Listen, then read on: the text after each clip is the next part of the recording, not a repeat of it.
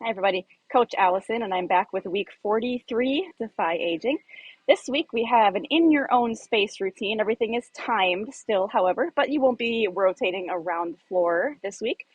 There's 6 exercises, and you're going to go through all those for 5 rounds. I know that sounds like a lot, but it's 20 seconds on, 20 seconds off. So yes, it's 5 rounds, but everything is going very quick this week. Quick starting, quick stopping. So yes, 20 seconds on, 20 seconds off for 5 rounds. And then let's run through our 6 exercises. All right, everybody. First exercise is an underhand dumbbell row. So you got equal weight in each hand. I'd say a typical dumbbell row is palms turned inward, right? You've probably done that with us quite a few times. We're going to do palms forward. So it's an underhand grip. So you still want that body position, about a 45-degree bend forward, hinging at your hip. My body weight is kind of in my heels, so I don't feel like I'm tipping forward into my toes. Palms forward. And it's all right if they slightly angle in a little. See how they're slightly angled as opposed to keeping them perfectly straight. So if your wrists have like a little natural angle, that's fine. Anyways, and then we row up. Dumbbells go towards the hip bone, so my shoulders are staying down away from my ears. Watch my shoulders going back, staying away from my ears, as opposed to shrugging up like this. Okay, so that is our underhand dumbbell back row. Next exercise, we're going to do a combination forward floor run and lateral floor run. So we're going to do 10 seconds of each. So your coach will call out halfway, or you can watch your timer at your club. At the halfway point, you're going to switch. So we're going to start with the forward floor run, which is a step forward and then a step back. Same leg lead. So forward, back. It's a quick, you're going for agility here and speed. So you want to go fast, stay on the balls of your feet. When it's time to switch, we're going to switch to a lateral floor run, which is out, out, in, in. So you do 10 seconds of each one of those. Next up, single arm squat. So of course a squat is using your legs, but the single arm component means we are holding weight in one hand. And we're actually going to hold it up at the shoulder as well. So it's not resting on your shoulders, but it's just hovering a little bit over the shoulder, palm turned in. The other arm can go out for leverage, or really whatever you'd like the other arm to do. And we go into a normal squat, which is sinking those hips back, body weight in your heels. Pretend you're sitting in that imaginary chair. A challenging thing with this type of position for the weight is the weight kind of wants to go down like this, right? So your job is to keep that weight right here and not let it kind of dip down here. Same thing as with the previous exercise. We'll switch arms halfway through. So you'll do 10 seconds on one side, 10 seconds on the other side. Next exercise is a single leg bridge, glute bridge. So you're going to be laying on the floor for this one. Okay. Palms are facing up, and that's just to put your shoulders in a safer, better position. Knees are bent, feet are flat on the floor. And we're going to lift one foot off the floor, just hold it wherever up in the air. And we're using that other foot that's on the floor, we're using that leg to do a hip bridge or a glute bridge, excuse me. So 10 seconds of one side. At that halfway mark, you're going to switch.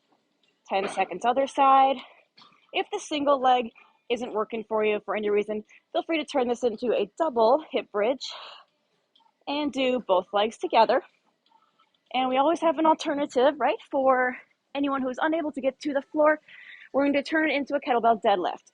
Yes, it's a very different looking exercise, but it does target the similar muscles. And that's kind of the goal of having another option, is that it targets the same muscles. So grab a kettlebell, drift those hips backward, hinging at your hips. Back stays nice and flat, so we're trying to avoid a rounded back. And that weight is dead weight, hanging down. The kettlebell should come kind of right down, sort of right between the feet. So again, that is your alternative for that single leg bridge. Next exercise is a prone I-Y. So the letter I, the letter Y. So you're on your stomach just like you would be for Superman, but we're not using any tools for this. Think of a letter I. It's just one straight line. Well, without the top and the lower dash, but that type of I. Okay, so arms are straight out in front of you, and so with Superman, you lift the legs too. The lower body's not involved in this. So you're going to keep your nose pointing pretty much right towards the floor, so don't look up. And you can turn your palms towards each other. You lift as high as you can in your I. Then you go out to kind of a Y shape. My kettlebell's in the way. And you go up as high as you can in the Y. Bring it back in. I, Y. But notice how with Superman, again, I said you're lifting your chest and legs. You're not lifting the chest or the legs with this. You're just lifting the arms. It is actually extremely challenging. So notice how my chest and torso is not lifting off the floor like it would for Superman. Alternative option for anyone unable to get to the floor. We use a very light band, very light, and we're going to do an IY lift standing up. So put a little tension on your band, not a ton, just a little, okay? And we go up into our I, and then you pull a little more tension, and that one should be harder, and you go overhead into your Y. I'll show you again. So little tension for the I, more tension for the Y. One more time, a little bit of tension for the I, a lot of tension for the Y.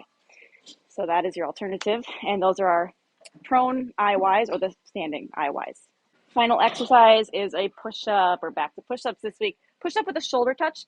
So you actually don't end up doing too terribly many push-ups this week because it is only 20 seconds at a time, and we're going to incorporate something else into the push-up, so it's not constant push-ups, just down, up, down, up. I'll see if I can do a couple because I do have that shoulder injury I've had for a long time. Push-ups are a no-go for me. I'll try a couple just for the demo. So you can do toes if you are able. Knees is another option. And you can do push-ups up on an incline, so using a box or a table or a wall. So all of those change the difficulty, but they're all still push-ups. So I'm going to do the knee version here. So my hips are sunken down slightly. They're not up here. And we're going to do one push-up. Ooh, ow. And then you're going to touch the opposing side shoulders. Push up, shoulder, shoulder. And that is our push-up with a shoulder touch. Again, you can do that up on a wall or an incline. Same thing. You still do your push-up and you still do the shoulder touch. So you work to whatever level is appropriate for you. All right, and that is week 43. Have an excellent week. See you back for week 44.